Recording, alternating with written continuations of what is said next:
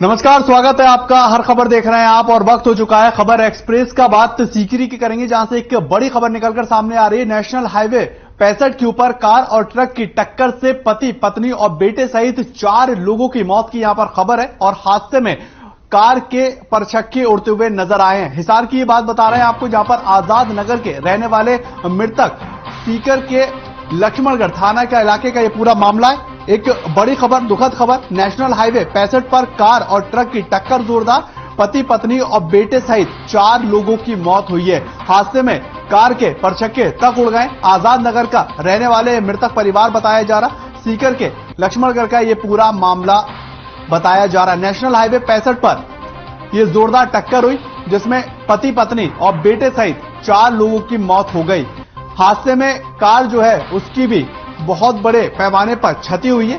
लेकिन बड़ी बात कि पति, पत्नी, बेटे सहित इसमें 4 लोगों की मौत हो गई। ये नेशनल हाईवे 65 का ये पूरा मामला है, जहां पर पति, पत्नी और बेटे सहित 4 लोगों की मौत हुई है। और हादसे में कार के परखच्चे भी उड़ते हुए नजर आए। हिसार के आजाद नगर का ये पूरा मामला, जहां पर ये बड़ी खबर आपको बता रहे हैं। सीकर का नेशनल हाईवे 65 का है, जहां पर कार और ट्रक के टक्कर हुई है। पति, पत्नी सहित बेटे की मौत हुई है।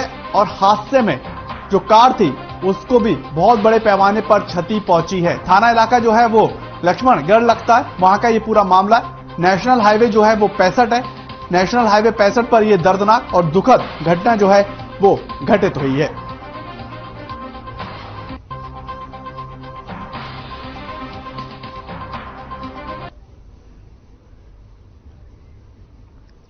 ये तस्वीरें देखिए आप किस तरह से, ये एक दर्दनाक हादसा है और बहुत बड़ा ये दर्दनाक हादसा है, क्योंकि इसमें पति, पत्नी और बेटे के साथ एक शख्स और सवार था।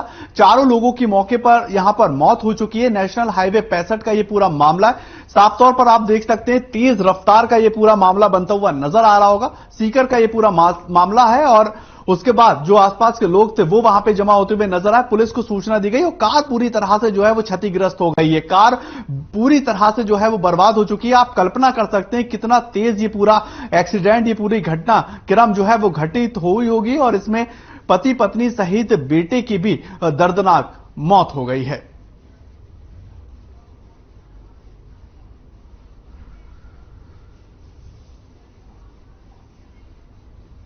तो वहीं पर बयाना भरतपुर रूट के ऊपर गांव जसवंत नगर के पास एक तेज रफ्तार कार असंतुलित होकर सड़क किनारे एक पेड़ से जा टकराई है। और टक्कर इतनी जोरदार थी कि इस कार की टक्कर से पेड़ के 2 टुकड़े होते हुए भी नजर आए। और आपको बताएं, कार पूरी तरह से क्षतिग्रस्त हो गई है और इससे काफी ज्यादा दिक्कत जो है वो होती नजर आई।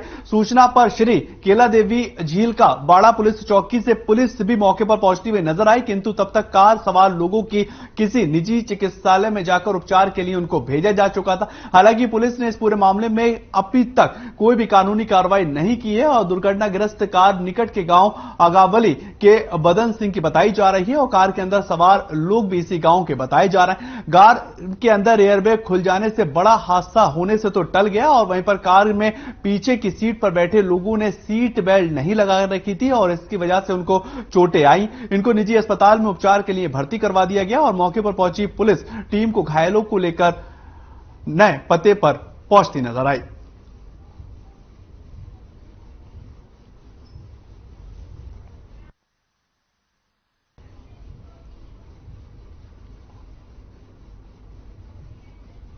उधर खबर सांवर से है, जहां पर सांवर को जिला बनाने की मांग को लेकर संपूर्ण सांवर बंद रहा। और इसी अवसर पर फुलेरा विधायक निर्मल कुमावत ने डब्ल्यू गोस्वामी के पत्रकारों को बताया है कि सन 1956 के सांवर को जिला बनाने की मांग को लेकर सरकार को निरंतर ज्ञापन दिया गया और मैंने 8 बार विधायक में प्रश्न चिन्ह बनाकर जवाब भी मांगा है और इसके जवाब तक कोई भी जवाब नहीं आया। भौगोलिक की दृष्टि से देखते हुए सांवर लेक की तत्काल जिला बनाया जाना चाहिए। अगर सरकार इसमें अनदेखी करती हुई नजर आ रही है, मगर फुलेरा विधायक का हौसला लगातार बुलंद है और बुलंद ही रहेगा और सांवर को जिला बनाने के लिए हर मापदंड इस्तेमाल करने, जरूरी पड़े तो धरना प्रदर्शन भी करते नजर आएंगे। और आज सांवर लेक के अंदर कांग्रेस, भारतीय जनता पार्टी एक साथ रैली में शामिल हुई है और उसके साथ आमजन भी हजारों की संख्या में जमा होते हुए नजर आए हैं।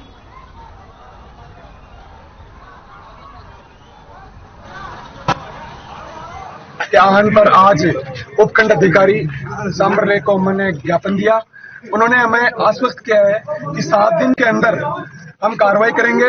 तो मैं कलेक्टर साहब और गहलोत साहब और जो भी सरकार है मैं उनको कहना चाहूंगा कि 7 दिन के अंदर इस मामले को संज्ञान में लेकर आप अपनी कार्रवाई कर देना, वरना 7 दिन के बाद सांबर की सड़कों पर आंदोलन होगा। तो सांबर जिला बन जाएगा क्या? बिल्कुल बन जाएगा। जब तक नहीं बनेगा चैन से नहीं बैठेंगे। 10 साल से 20 साल से कई साल से तो सांबर के जनप्रतिनिधि साथ नहीं दे रहा है, इसका मतलब क्या? चाहे कुछ भी हो जाए, इस बार जिला बनेगा और जो मांग है हमारी पूरी होगी। हमारी एक मांग है कि ये जो सांबर जिला है इसको बढ़ाने की मांग उठा रखी है। हम नहीं चाहते कि हम दूधू में जाए। अगर हमारे को जिला भी नहीं बनता है तो हम जहाँ जयपुर में है वहीं पे बढ़िया है। हम नहीं चाहते कि दूधू में हम जाना चाहिए। हमारे को सांबर जिला बनाने की मांग है। अगर ये भी नहीं मानते हो तो हमें जयपुर में सही है। हमें हमेशा आशा ही मिलती रही है और आशा हमेशा परिणति हमारी हमेशा पक्ष में ही निर्णित होती है। जिला अवश्य बनेगा। अगर कोई जिला बनता है राजस्थान में तो पहला सांबर जिला बनेगा। इसी आशा के साथ हम सब सारे कार्यों का बहिष्कार करके आज यहाँ इस आंदोलन में साथ आए हैं। देखिए, सांबर को जिला बनाने की संघर्ष समिति के तहत आज ये जो बंद का आह्वान किया है, सभी राजनीतिक दल और सभी संगठनों ने मिलकर इसको सफल बनाया है। निश्चित तौर पर सरकार तक अपनी बात पहुंचेगी और हम सब लोग मिलकर प्रयास करेंगे कि सांबर का अस्तित्व हमें वापस मिले और जिला बने सांबर और कोई दूसरा जिला ना बने। हम लोग सब मिलकर प्रयास करेंगे। सांबर जिले की मांग बहुत पुराने समय से चली आ रही है, जिसको लेके युवाओं में बहुत आक्रोश था और वो जो आक्रोश था आज इतना फूटा है, जो आपने खुद ने भी देखा होगा। आप पत्रकार हो, आप खुद ने भी वीडियो बनाए होंगे, आप देखना कितनी भयंकर जन आक्रोश रैली के रूप में इसने वो लिया है और इतने लोग पहुंचे जिसको उम्मीद नहीं थी किसी को। कोई सोचता नहीं था कि सांबर के लिए इतना कुछ करेंगे, पर युवाओं ने ऐसा जन समर्थन दिखाया है कि आगे सरकार की आंखें खोलने के लिए बहुत है। आगे तो हमने 7 दिन का अल्टीमेटम दिया है गवर्नमेंट से, सरकार से गुजारिश करते हैं कि भाई हमारा जल्द से जल्द मांग मानी जाए, और नहीं तो उसके बाद में हम फिर आगे की दिशा निर्देश तय करेंगे। कलेक्टर साहब को ज्ञापन देंगे, राम बुलैया जी को ज्ञापन देंगे, उसके बाद सीएम हाउस तक पहुंचेंगे। बिल्कुल हमारे तक जहां तक जीत नहीं मिलेगी वहां तक आगे जाएंगे। तो अब खबर जो है वो झुंझुनू से आ रही है, जहां पर जूना अखाड़ा के महामंडलेश्वर अवधेश आनंद गिरी जी महाराज निजी कार्यक्रम में झुंझुनू पहुंचे और इसी मौके पर उन्होंने जन आशीर्वाद समारोह को संबोधित करते हुए कहा कि शहीदों का ये धरा है और साथ ही उन्होंने कहा कि झुंझुनू के अंदर रानी सतही जी का आशीर्वाद सभी को मिलता रहता है। वहीं उन्होंने कहा कि गांव के अंदर सांस्कृतिक बस्ती है और प्रत्येक गांव में एक तीर्थ भी है। दरअसल जूना अखाड़ा के अंदर महामंडलेश्वर अवधेश आनंद गिरी जी महाराज भारतीय जनता पार्टी के नेता राजेंद्र भावू के फार्म हाउस पर गृह प्रवेश में आए हुए थे और वहीं इस कार्यक्रम में शेखावाटी क्षेत्र के सभी संत और काफी संख्या में क्षेत्र के लोग मौजूद रहे हैं।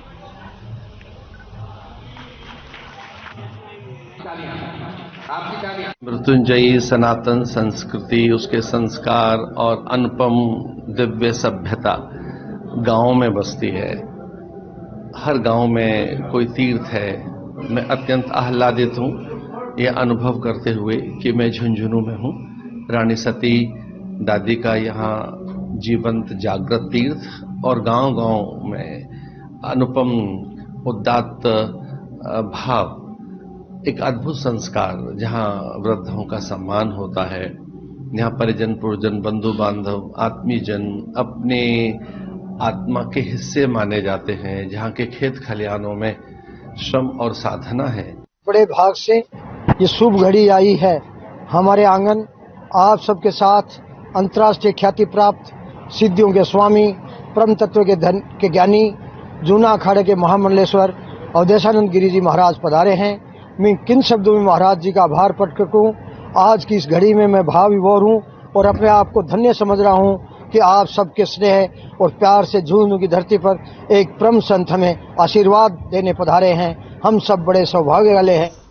तो उधर खबर बीकानेर से आ रही है, जहां पर भ्रष्टाचार निरोधक के ब्यूरो एसीबी के महानिदेशक बीएल सोनी बीकानेर दौरे पर रहे और स्थानीय रविंद्र रंगमंच पर महानिदेशक बीएल सोनी ने जनसंवाद में चर्चा करते हुए कहा है कि कुछ ऐसे भ्रष्ट अधिकारी होते हैं जो एक ही स्थान पर टिके रहते हैं तथा भोले भाले लोगों को लूटना शुरू कर देते हैं और ऐसे भ्रष्ट अधिकारियों के बारे में तुरंत 1064 पर सूचना एसीबी को दें तथा उनके खिलाफ सख्त कार्रवाई की जाएगी। उन्होंने ये भी कहा कि एसीबी का यदि कोई अधिकारी या कर्मी भी इसी ढंग के काम में लिप्त पाया जाता है और सहयोग नहीं करता है और कार्रवाई नहीं करता है तो तुरंत उसकी भी सूचना दी जानी चाहिए ताकि उसके खिलाफ भी एक्शन लिया जा सके और एसीबी की विश्वसनीयता लगातार बनी रहनी चाहिए।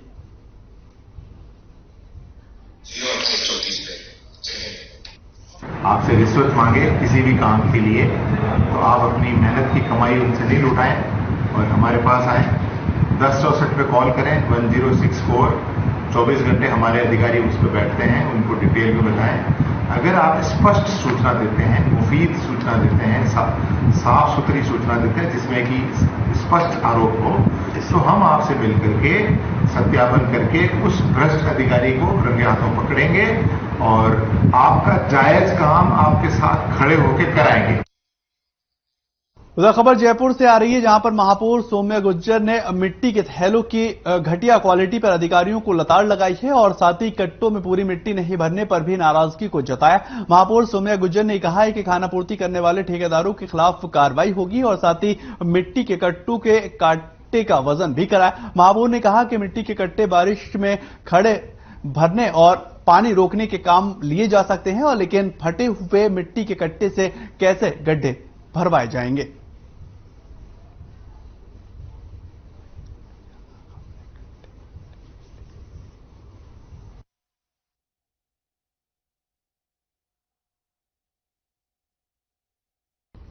तो उधर कोटली उपखंड के अंदर क्षेत्र को बोरला और आसो पंचायत की सामाजिक अंकेक्षण नरेगा की ऑडिट नहीं हुई है और आज ग्राम विकास अधिकारियों के हड़ताल पर चले जाने से सामाजिक अंकेक्षण की टीम दोनों पंचायतों से बिना ऑडिट किए वापस लौट आई। सामाजिक टीम के ब्लॉक के संदर्भ के भैरूलाल भैरवा ने बताया है कि राज्य सरकार के निर्देशानुसार सामाजिक अंकेक्षण टीम ग्राम पंचायतों में पहुंची है मगर किसी भी प्रकार का रिकॉर्ड नहीं मिलने के साथ ही पंचायत पर ताला लगा होने के कारण टीम को वापस अपने गंतव्य पर आना पड़ा है।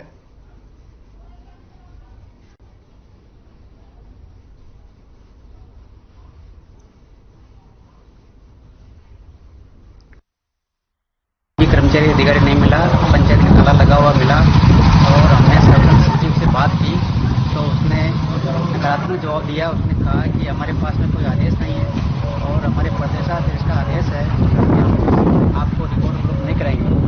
सरपंच साहब से बात करने पर सरपंच साहब ने भी यही जवाब दिया कि सचिव हड़ताल पर है, चाबियां हमारे पास नहीं है और हम रिकॉर्ड उपलब्ध नहीं करा सकते।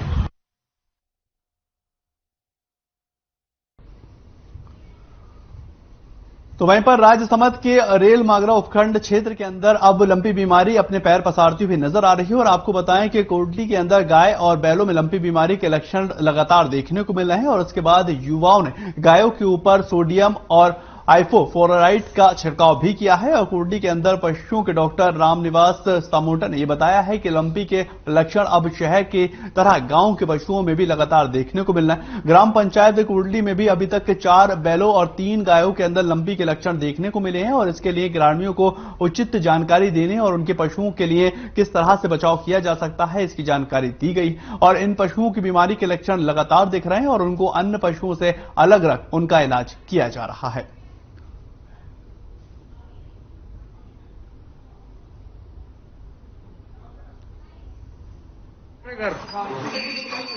ये आपके बैल के अंदर जो लक्षण दिख रहे हैं ये क्या है, कितने दिन से बने हुए हैं? 4-5 दिन हुए।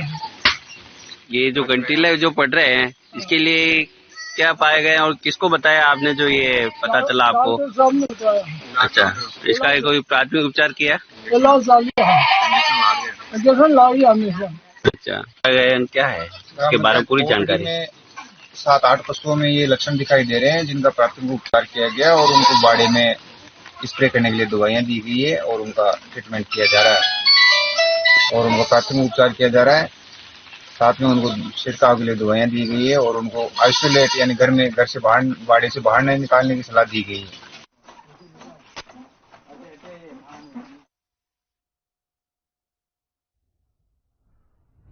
तो खबर अब बांदीकुई से है, जहां पर कोलवा थाने के अंदर 51 पौधे भी लगाए गए हैं। और आपको ये बताएं कि इसकी शुरुआत कोलवा थाने प्रभारी रविंद्र कुमार चौधरी ने बिल का पौधा लगाकर की है। और उन्होंने कहा कि बढ़ते प्रदूषण के चलते मनुष्य का जीवन खतरे में पड़ता हुआ नजर आ रहा है। ऐसे में मानव जीवन को सुरक्षित और बचाने के लिए पौधारोपण बहुत ही ज्यादा महत्वपूर्ण है और पर्यावरण संतुलित होने से अच्छी बारिश होती है। इसी के बीच हेड कांस्टेबल लल्लूराम मीना ने यह कहा है कि बढ़ते प्रदूषण से लोग गंभीर बीमारियों की चपेट में आते नजर आ रहे हैं और सभी व्यक्तियों को पौधे लगाकर लोगों की जानों की हिफाजत करनी चाहिए। और वहीं इस बीच थाना परिसर और सार्वजनिक स्थलों पर करीब 51 पौधे लगाए गए और सुरक्षा की जिम्मेदारी सौंपी गई और साथ ही नियमित रूप से पानी डालने के लिए भी समिति बनाई गई है।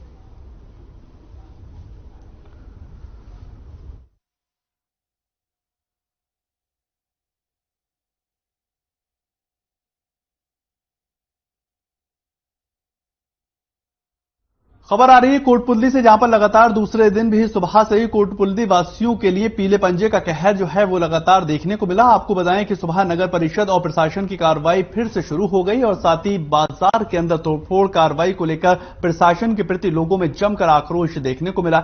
लेकिन नगर परिषद और प्रशासन के सामने आम जनता के आक्रोश का कोई असर नहीं हुआ और नगर परिषद और प्रशासन का घरों और दुकानों की बिल्डरों को धराशायी करने का काम लगातार बढ़ता रहा। आपको बताएं कि लोगों के पास मालिकाना हक के लीगल दस्तावेज रजिस्ट्री होने के बावजूद प्रशासन के द्वारा जबरदस्ती लोगों को उनकी निजी संपत्ति से बेदखल कर तोड़फोड़ की जा रही है। और वहीं लोगों ने सरकार पर आरोप लगाया है कि हमारी नहीं सुनी जा रही और कोई भी समस्या का समाधान नहीं निकल रहा। उनकी रोजी रोटी का जरिया जो है वो जबरदस्ती छीना जा रहा है और लोगों के घरों से उनको बेघर भी किया जा रहा है, जिसके चलते अब पीड़ितों के सामने सोने के लिए छत और परिवार के पालन पोषण की समस्या आकर सामने खड़ी हो गई है।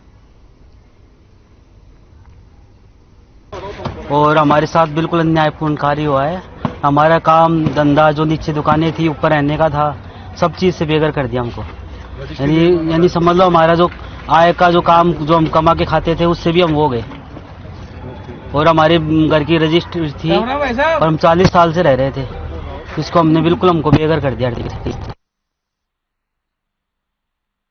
तो वहीं पर तेज बारिश के चलते बनास नदी की जो पुलिया है वो अचानक तेज बहाव होता हुआ नजर आया है। वहीं पर अचानक बड़े पानी में डंपर भी फंस चुका है और इसमें जेसीबी मशीनों की मदद से उसको बाहर निकाला गया। दरअसल कोटली उपखंड क्षेत्र के अंदर लगातार हो रही बरसात के साथ ही मृत कुंडिया बांध की 4 गेट खोलने से एकाएक पानी बढ़ गया है और इस पुलिया पार कर रहा डंपर फंसता हुआ नजर आया। गनीमत तो ये रही कि डंपर पलटा नहीं और किसी प्रकार की कोई भी अनहोनी होने से बचा जा सका और प्रशासन की ओर से कई बार एडवाइजरी देने के बावजूद भी बांधधारी लापरवाही बरतते हुए नजर आ रहे हैं।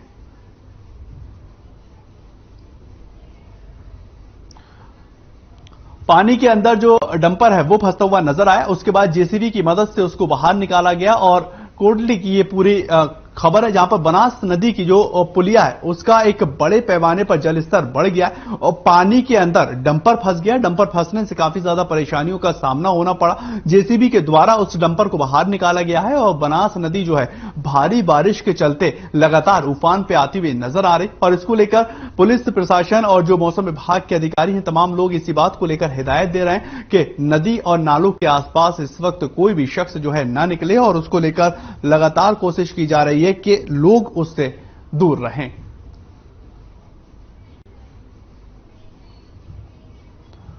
एक बड़ी खबर पिंडवाड़ा से आ रही है, जहां पर विधायक समाराम गरासिया की पहल हुई है और लंपी निदान के लिए सहायता राशि के अनुशंसान में 10 लाख रुपए की सहायता देने की बात हुई है और जिला परिषद के मुख्य कार्यकारी अधिकारियों को पत्र भेजा गया और लोगों ने विधायक जी का यहां पर आभार जताया। ये बड़ी खबर आपको बता रहे हैं, जहां पर विधायक जी का जो है आभार व्यक्त किया जा रहा था और ये बड़ी खबर जहां पर लंपी बीमारी को लेकर जो है ये पहल की गई। लंपी निदान के लिए सहायता राशि का अनुशंसान हुआ है, 10 लाख रुपए की सहायता देने का जो है यहां पर बात हुई। जिला परिषद के मुख्य अधिकारी को पत्र लिखकर जो है भेजा गया है और लोगों ने विधायक का आभार जो है वो व्यक्त किया है।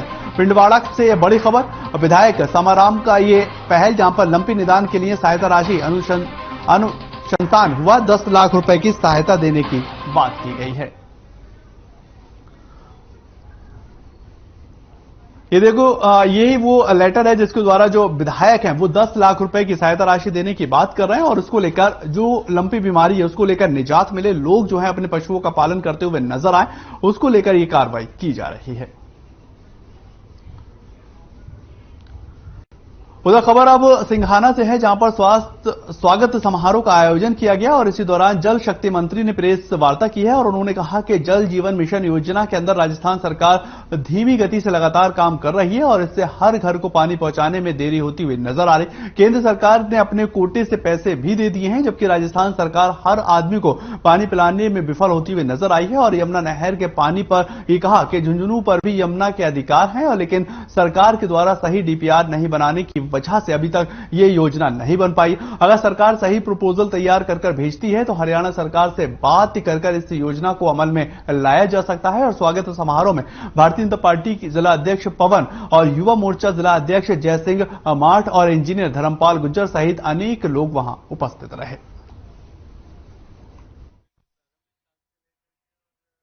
बनने के बाद में, इस विभाग का मंत्री बनने के बाद में मुझे कई बार यहाँ झुंझुनू आने का अवसर मिला। जहां तक जल जीवन मिशन का प्रश्न है, हमारे संविधान की व्यवस्था के अनुरूप पानी राज्य सरकारों का विषय है, इसलिए किसी भी योजना पे प्लानिंग करना, उसका इम्प्लीमेंटेशन करना, उसको लागू करना, उसका ऑगमेंटेशन करना और बाद में उसका रखरखाव करना है, ये सारा प्रत्यक्ष रूप से राज्य सरकार की जिम्मेदारी है।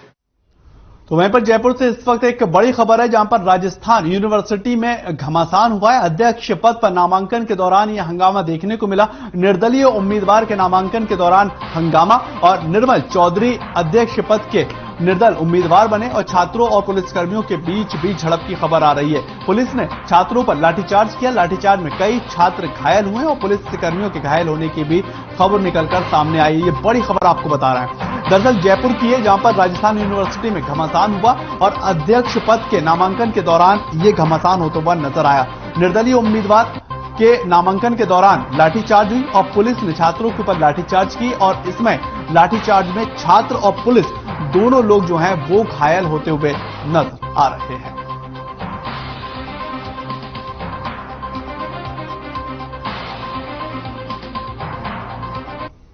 ये तस्वीरें देखिए आप, ये वहीं की तस्वीरें हैं जहां पर छात्रों में और पुलिस के बीच में जो है नोकझोंक होती हुई नजर आई और इसके बाद पुलिस वाले भी घायल हुए हैं, छात्र भी घायल हुए हैं। और ये बड़ी खबर आपको बता रहे हैं, बड़ी खबर है जयपुर की, जहां पर अध्यक्ष पद पर नामांकन के दौरान ये हंगामा होता हुआ दरअसल नजर आया। छात्रों और पुलिसकर्मियों के बीच में झड़प हुई और तस्वीरें देखिए आप, कितनी बड़ी झड़प ये दिखाई दे रही है। दरअसल अध्यक्ष पद के लिए निर्दलीय उम्मीदवार के नामांकन के दौरान ये झड़प होती हुई नजर आई है।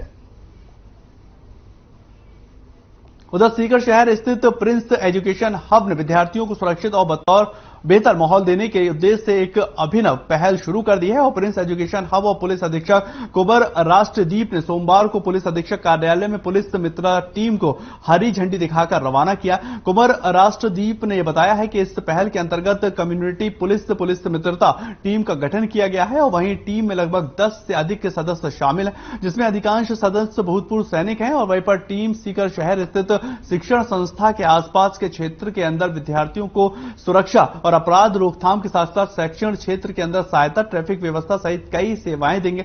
टीम के अंदर प्रत्येक के सदस्यों को यूनिफॉर्म और एक वाहन भी उपलब्ध करवाया जाएगा ताकि आसपास के क्षेत्रों और गली मोहल्लों के अंदर गश्त करने की सुविधा हो।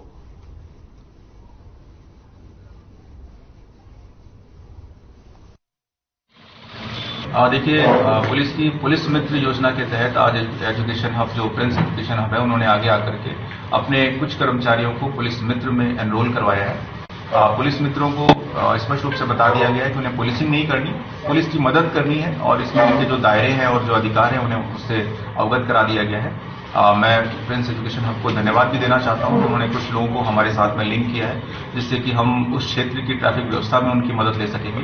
साथ ही साथ वो वहां पर गश्त करेंगे और इलाके में यदि कोई ऐसी गतिविधि हो रही है जिसमें पुलिस को जानकारी होनी चाहिए तो उससे अवगत भी कराएंगे।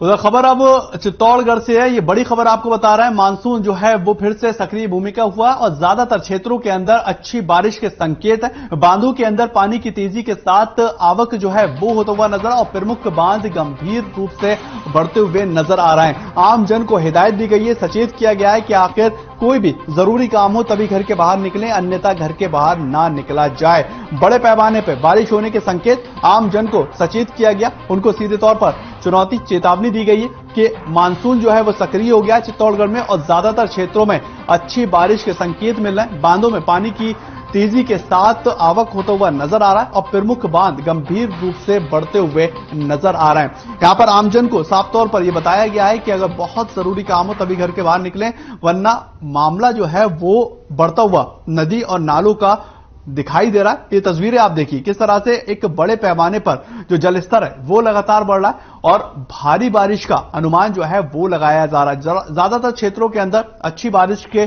संकेत भी मिलते नजर आ रहे हैं।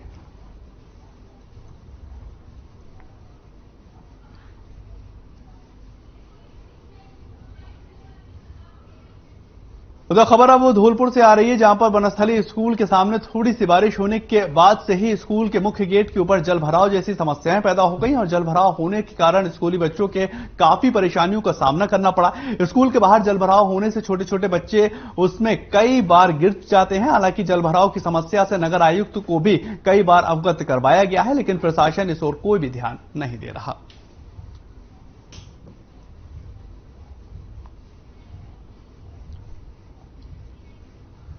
उधर डूंगरपुर के अंदर बीती रात डीएसटी टीम ने अवैध शराब के खिलाफ कड़ी कार्रवाई करते हुए एक कार में लाखों रुपए की अंग्रेजी शराब और नकदी को बरामद कर लिया है। और डीएसटी टीम के हेड कांस्टेबल अरविंद सिंह ने बताया है कि जिला पुलिस अधीक्षक राशि डोगरा ड्यूडी के निर्देशन के अनुसार अवैध शराब कारोबारियों के खिलाफ धरपकड़ अभियान चलाया गया। इसमें मुखबिर की सूचना पर तलैया मोदर जंगल के रास्ते पर नाकाबंदी भी की गई और नाकाबंदी के दौरान एक स्विफ्ट कार आते हुए दिखाई दी, जिसे रोकने का प्रयास किया गया तो कार चालक ने कार को तेज गति से भगाने का प्रयास किया और पुलिस बहुत दूर तक उसका पीछा करती हुई भी नजर आई।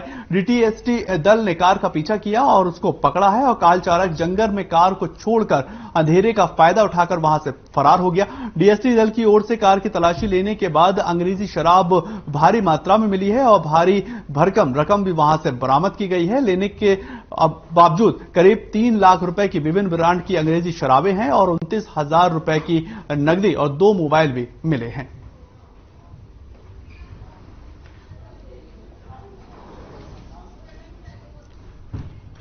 उधर खबर माउंट आबू पुलिस थाने के पास माउंट आबू से आबू रोड की ओर जा रही कार सड़क किनारे गहरे गड्ढे में अनियंत्रित होकर गिर गई और इसके चलते कार का अचानक टायर भी फट गया।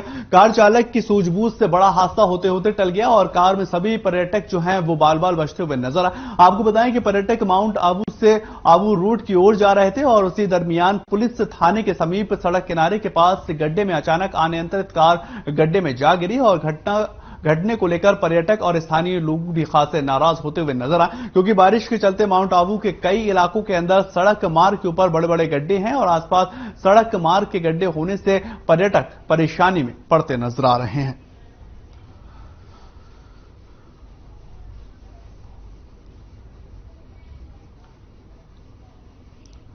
खबर आ रही है खाजूवाला से, जहां पर खाजूवाला के अंदर नगर पालिका की जाट धर्मशाला के जीवन दयायनी वर्ल्ड सेवा समिति की ओर से स्वैच्छिक रक्तदान शिविर का आयोजन किया गया है और भीषण गर्मी के बावजूद रक्तवीरों ने इस रक्त शिविर में बढ़ चढ़कर हिस्सा भी लिया है। स्वैच्छिक रक्तदान शिविर के अंदर कुल 321 यूनिट रक्तदान हुआ। इससे पूर्व निरंकारी सत्संग का आयोजन भी किया गया और जीवन दयायनी ब्लड सेवा समिति के डॉक्टर पूनाराम रोज और ब्लड बैंक के नाम से मशहूर अमर सिंह ने बताया है कि लोगों के द्वारा रक्तदान करने के दिल की सेहत में सुधार और दिल की बीमारियों और स्ट्रोक के खतरे का कम माना जाता है। आपको बताएं खून की आयरन की ज्यादा मात्रा दिल के दौरे के खतरे के बढ़ा सकती है और नियमित रूप से रक्तदान करने के लिए आयरन की अतिरिक्त मात्रा नियंत्रित होती रहती है, जो दिल की सेहतों को अच्छा रखती है। और रक्तदान के विशाल शिविर के अंदर सबसे पहले गणेश पूजन से शिविर का शुभारंभ किया गया और गणेश पूजन शिविर के मुख्य रूप में अतिथि अमर सिंह नायक और सीसीबी चेयरमैन भागीरथ जियाड़ी और सहित कई लोग वहां पर मौजूद थे।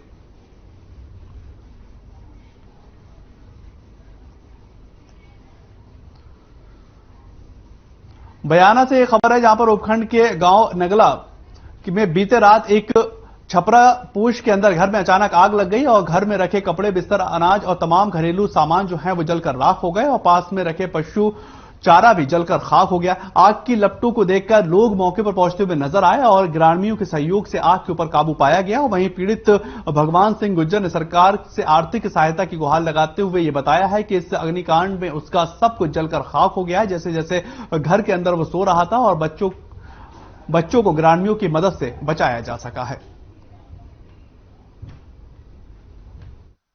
मैं अपने बच्चे बीवी के साथ घर में सो रहा था, रात आग लग गई। अब बात कारण देखा मैं बच्चे पे परियो बच्चे मैंने भाल लकारे मैंने फिर आवाज दी जब गांव मारे आए, जब आए कंट्रोल करते हो। सरकार से मदद मांगना चाहता हूँ। नाज भर गया, घर गृहस्थी का पूरा सौदा मेरा सब भर गया। क्या क्या नकदी रुपये 2000। उधर केसीसी के नेहरू मैदान के अंदर एयू बैंक के सौजन्य से चल रही ब्लॉक स्तरीय 2 दिवसीय फुटबॉल चैंपियनशिप प्रतियोगिता का समापन हुआ है और कार्यक्रम में मुख्य अतिथि युवा नेता और पर्यावरण प्रेमी मनोज मौजूद रहे। मुख्य अतिथि घुमरिया संबोधित करते हुए कहा कि इस प्रकार की प्रतियोगिताएं होती रहती हैं और होनी ही चाहिए, जिससे ग्रामीण प्रतिभागियों को निखरने का मौका मिल सके। उन्होंने कहा कि हार जीत सिक्के के 2 पहलू हैं और जितना जीतने वाले को यहां पर समझने की बात यह है कि वो जीत गया है और आगे जीतने के लिए उसे और कड़ी मेहनत करनी होगी और हारने वाली टीम को यह समझना होगा कि उसे सुधार करना होगा। उन्होंने आगे कहा कि अक्टूबर महीने में खेतड़ी उपखंड में फुटबॉल प्रतियोगिता का महाकुंभ कराने की घोषणा की गई है, जिसमें खेतड़ी विधानसभा के 44 ग्राम पंचायतों के अलावा 2 नगर पालिका की टीमें भाग लेंगी। चलिए फिलहाल इस बुलेटिन में इतना ही। नमस्कार।